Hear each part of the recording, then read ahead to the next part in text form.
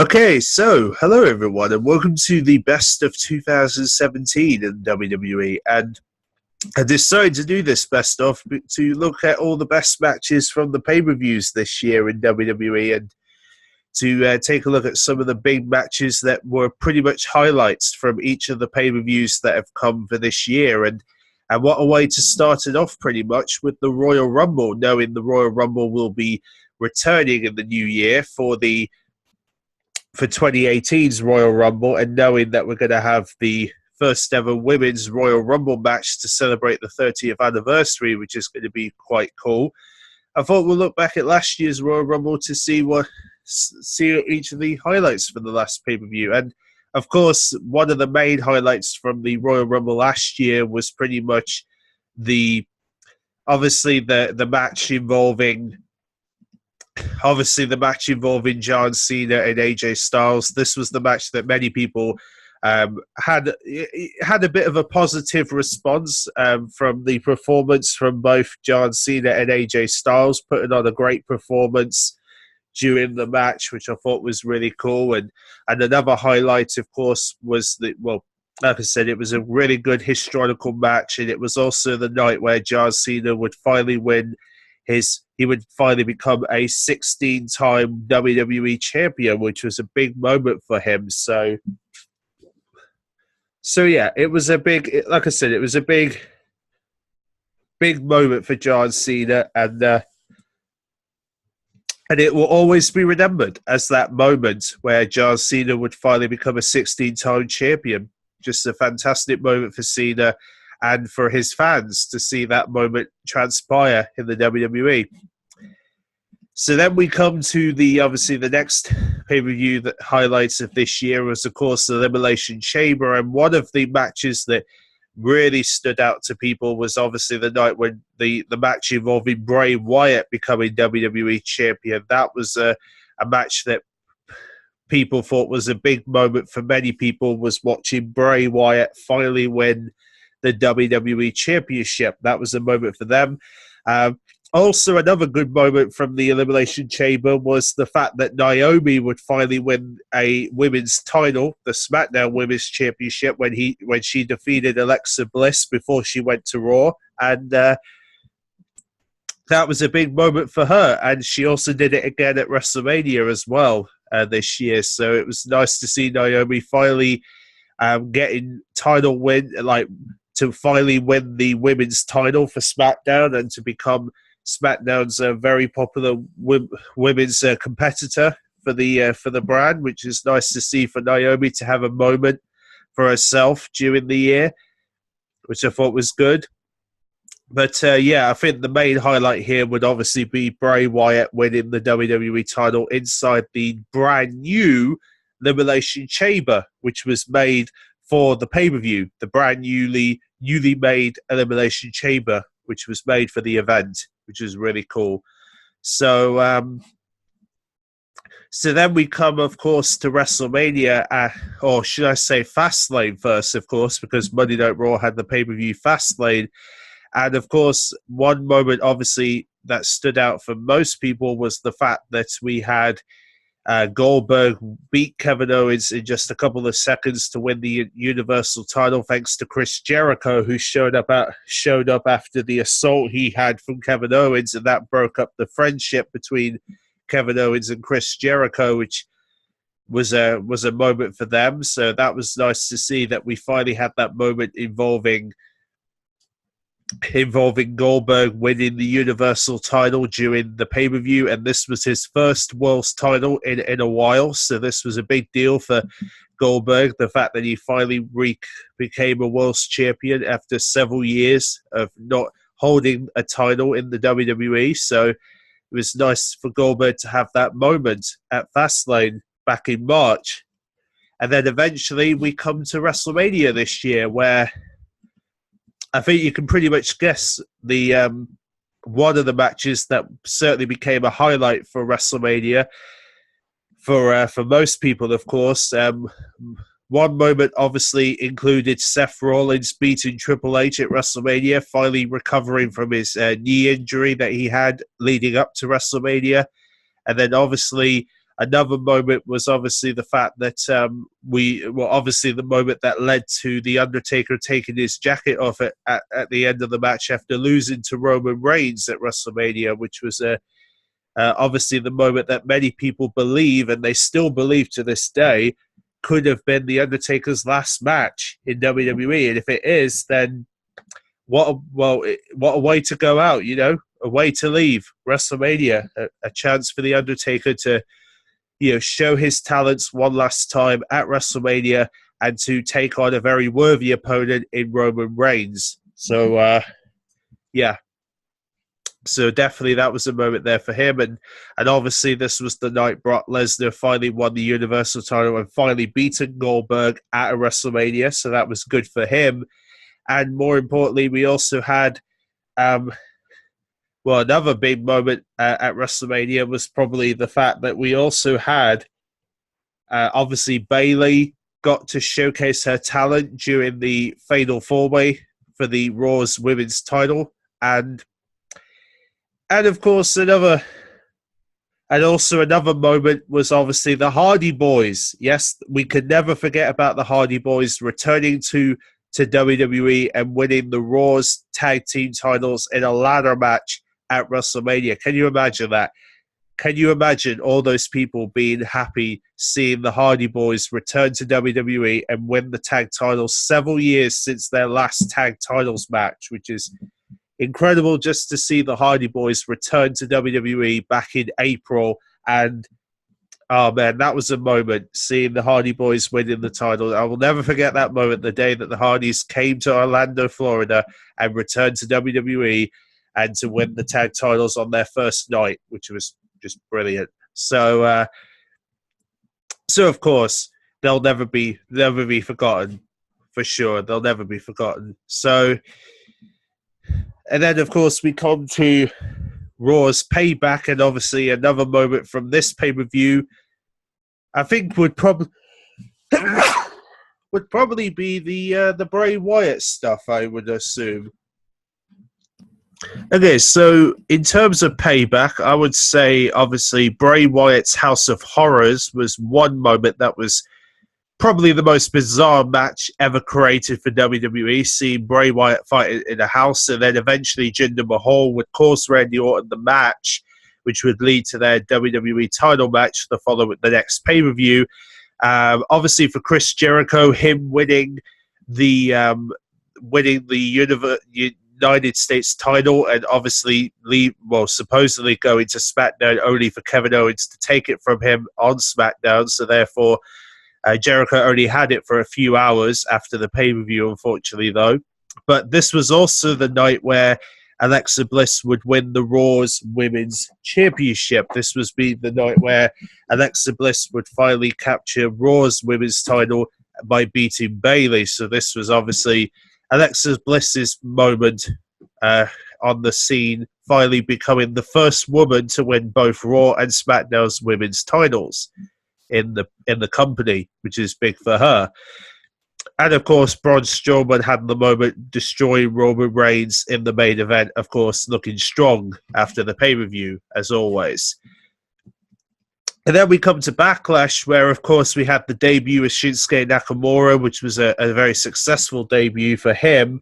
And then, obviously, we also had Tamina return to join the SmackDown brand as well. So this was her return. And this was also the first pay-per-view where we would see Kevin Owens and Charlotte finally become members of SmackDown, along with Jinder Mahal, by the way, becoming WWE champion during the main event of Backlash, which was a shocker for many people, seeing Jinder Mahal hold the WWE title. So, yeah, that was a bit of an unexpected move, but still a very welcome one for many. And, of course, it was, like I said, it was a lovely moment for Jinder Mahal and for Shinsuke Nakamura and many of the draftees who would end up becoming members of the SmackDown brand following this pay-per-view, of course. So this was a big pay-per-view for SmackDown, having some new people join the SmackDown roster from Raw to make a name for themselves, of course. So eventually we come to the Extreme Rules for Monday Night Raw, and this was obviously where we would determine who would face Brock Lesnar at SummerSlam and, well, at the Great Balls of Fire. And of course, Samoa Joe would look stronger on that pay-per-view. The Miz would win the Intercontinental title from Dean Ambrose during this pay-per-view, because this was Dean Ambrose's first pay-per-view back on Raw. So obviously the Miz would also join Raw and finally recapture his Intercontinental Championship. Also, Cesaro and Sheamus would recapture the Raw tag titles on that pay-per-view by beating the Hardys. And it was a very decent pay-per-view, to say for the least. Very decent. That was like an all right one. I think it was the main event, the Fatal 5-Way match, that pretty much stole the show for Extreme Rules, pretty much.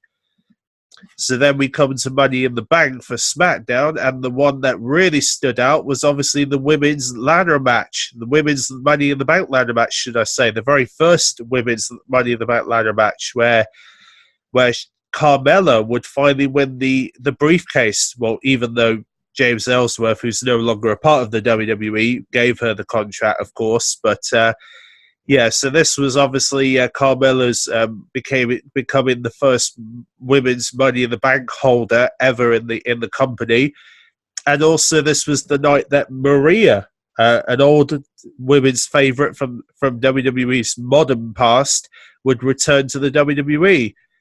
Even though we haven't seen her on TV for a while, so God knows what happened to her. Anyway, so that was Money in the Bank, and then we come to Great Balls of Fire, where we would have the Brock Lesnar Samoa Joe Universal title match, which was absolute carnage.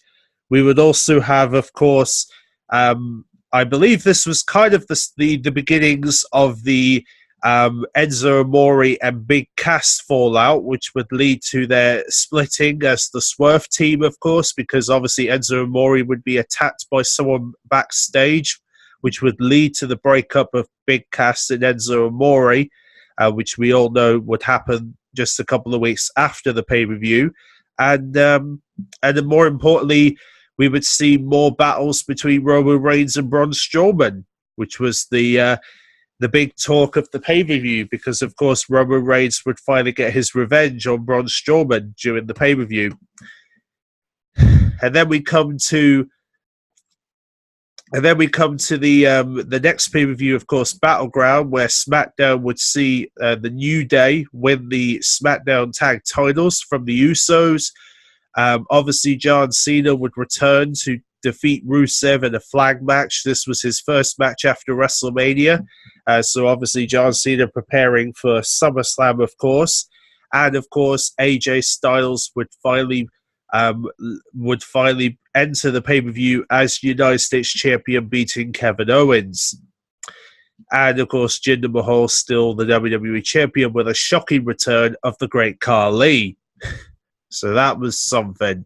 And of course, Natalya would become the number one's contender for the SmackDown Women's title heading into SummerSlam. And speaking of SummerSlam, this was the night where, of course, Natalya would win the SmackDown Women's title. Dean Ambrose, Seth Rollins would be Raw's tag champions. We would also have that carnage where Braun Strowman would attack Brock Lesnar, shocking the world about his strength over Brock Lesnar. Even Paul Heyman couldn't believe his eyes. And of course, John Cena would defeat Baron Corbin during SummerSlam. So that was a moment for John Cena, which would eventually lead to his battle with Roman Reigns during the next pay-per-view, which would be No Mercy, where Roman Reigns would beat John Cena in their first ever one-on-one counter on pay-per-view. So, of course, John Cena, unlucky to couldn't defeat Roman Reigns because of the power of Roman Reigns. And of course, this would lead to, obviously, this almost led to the Nia Jackson Alexa Bliss split up, which we all thought was going to happen, but obviously it hasn't properly happened from the looks of things. They're still pretty much friends from the looks of things following this pay-per-view, but it almost led to their split up either way. And of course, Brock Lesnar would have to face Braun Strowman for his Universal title, which he managed to beat him, which was a bit of a surprise, but he managed to actually defeat Braun Strowman to keep the Universal title. And then we come to Hell in a Cell for SmackDown, where Sami Zayn would shock the world by attacking Shane McMahon by defeating Kevin Owens. I mean, well, not defeating Kevin Owens, but literally helping Kevin Owens defeat Shane McMahon, which was a bit of a shocker for him to do that. And then eventually we would see, obviously, Baron Corbin win the United States title. The Usos defeating the New Day to reclaim their SmackDown tag titles. And Jinder Mahal remaining WWE champion against Shinsuke Nakamura. So, yeah, that pretty much wraps up the Hell in a Cell for SmackDown, of course. And then we come to TLC for Raw, where I think originally it would have been The Shield. It would have been Seth Rollins, Dean Ambrose, and Roman Reigns. But because Roman Reigns was sort of ill at the time, they decided to recruit someone even better. Particularly Olympic gold medalist himself, Kurt Angle, would finally return to the ring at TLC and would finally have the chance to destroy some opponents as Cesaro, Sheamus, and Kane and Braun Strowman have to deal with the Olympic gold medalists Seth Rollins and Dean Ambrose in the main event of TLC. And alongside that, we also had a battle between AJ Styles and Finn Balor. Oscar would finally debut, and also we would have Kalisto taking on a heel Enzo Amore. That's right, Enzo Amore would finally become a heel whilst becoming Cruiserweight champion. And yeah, it was a big moment. The big moment obviously being Kurt Angle's return to WWE ring after several years, which was pretty much the big deal here. And then that would lead into Survivor Series, where Kurt Angle would have to save Raw and save his job in the process by having to make sure that Monday Night Raw wins against SmackDown. And what does he have to do? He had to recruit Triple H because of Stephanie McMahon trying to get Kurt Angle to recruit Triple H, and he certainly did. But however, though, Triple H would lay out Kurt Angle and Shane McMahon in the process after the match, because we all know Triple H cares about himself.